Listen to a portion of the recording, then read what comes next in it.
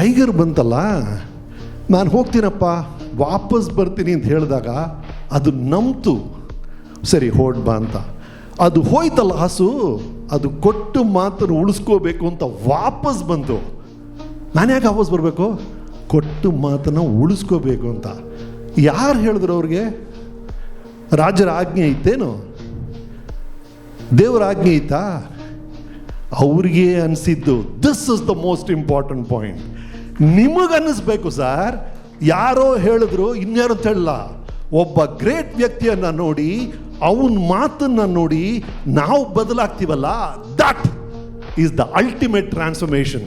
ಯಾರು ಫೋರ್ಸ್ ಮಾಡಿದ್ದಲ್ಲ.